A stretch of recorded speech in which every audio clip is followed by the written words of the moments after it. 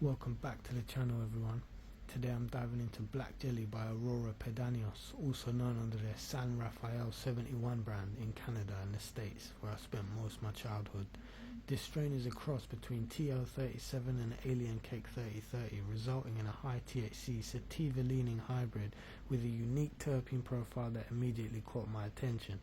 Now, if you followed my reviews for a while, you know Aurora usually doesn't disappoint me, except for their Cosmic Cream, which I felt was a bit muted when it first came out. But Black Jelly, this one is a different story, and I enjoyed it in multiple ways, so let's break it down. Lineage and Terpenes. What makes Black Jelly unique? Black Jelly has a distinctive aroma, often described by others as having hints of licorice and aniseed.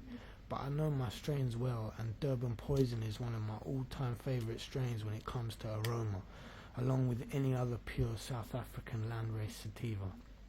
So when I heard people saying that this had Durban-like qualities, I had to grab it and put it to the test. And yeah, I can see what they mean. It's very slightly Durban-like with faint aniseed notes, but it leans much closer to a Mexican sativa profile rather than a distinct aroma that stays in the air from South African genetics. It's a very layered, complex, and not as straightforward as Durban Poison or Bangi Haze. It does have some resemblance though, and in a market where we don't get a lot of strains with that kind of terp profile, it's probably the closest we've had so far. The Big Nasty has a slight similarity to it, the Glitter Bomb, but only because of the Girl Scout Cookies lineage, which carries that Durban Poison heritage.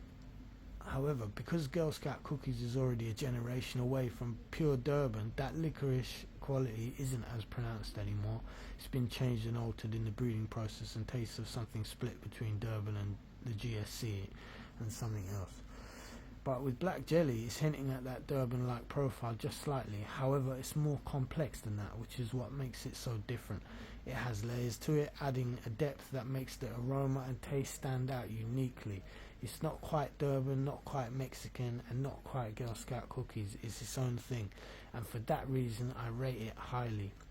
It's a layered, complex, and really enjoyable strain.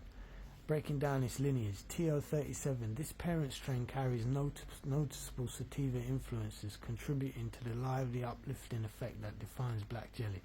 And Alien Cake 3030, a cross of Alien OG and Wedding Cake, brings dense bud structures and creamy undertones, adding richness to the overall profile. This combination really does result in a complex and layered terpene profile, making it stand out amongst other strains in the market. Effects and strength. How does it hit?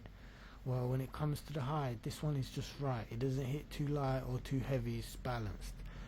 First few hits I noticed was cerebral, uplifting head buzz, which gave me a clear-headed, energetic feeling, definitely pointing to productivity, and that's the sativa influence there. Mid-session, the body high starts settling in, and this is where it really shines. It's relaxing, but not in a way that locks you to the couch. Instead, it's that perfect middle ground where you feel good but still functional and engaged. As it fades, no sudden crash, no harsh drop-off, just a smooth transition back to baseline. 3 tubs lasted me a while, so I wasn't burning through it like I have with weaker strains. That tells me that it's strong enough to hold up, but not overwhelming to the point where you feel that you need to tap out. Not that I ever need to tap out anyway, but consumption methods. How did it perform? Now let's talk about how I consumed Black Jelly, because this was enjoyable in multiple ways. The TinyMight 2, the vaporizer, the flavour absolutely popped in the TinyMight 2. I love using this vaporizer because it really lets you experience the full terpene profile of any strain. With Black Jelly, I found that at lower temperatures the special notes came through beautifully, while at higher temps it developed more of a earthy and slightly creamier undertone from the Alien Cake genetics. It was smooth, flavourful, and super enjoyable in the TinyMight 2, giving me a nice balance of effects without any harshness. When smoked, the strain still maintained its flavour pretty well, although they advise against smoking it, though the subtle licorice-like note became even fainter. However, the Mexican sativa aroma was still noticeable, especially on the exhale. The high was quick to hit, and I found that it lasted a good amount of time before tapering off smoothly. Decarbing, I even decarbed it and ate some, so now I also experimented with decarbing Black Jelly, baking it in the oven for 8 minutes, 10 minutes, and then eating it directly. Or I also made a couple cakes out of it. I love testing different ways to consume my strains. Surprisingly, this method gave a really nice slow building effect that felt even more relaxing on the body compared to vaping or smoking it. The flavour wasn't super strong, but the effects lasted much longer, making it great for nighttime use or a longer lasting daytime session. Is it worth it? Is it for the buck? For me, this is definitely a strain worth having in rotation. These terps are unique, the effects are well balanced, and it is complex. It lasts long enough to justify the price. And if you're someone who loves interesting flavours and a smooth controlled high, then the Black Jelly is a solid pick.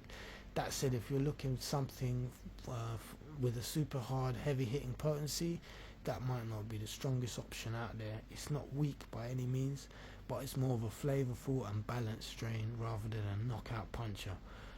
Final verdict, is Black Jelly worth it?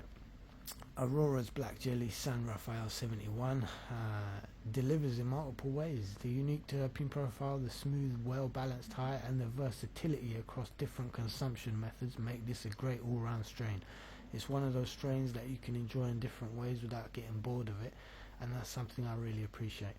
If you're after a super strong couch locking strain, as I said, this might not be your best bet, but if you're looking for something with flavour, balance, and a nice steady high, Black Jelly is a solid choice.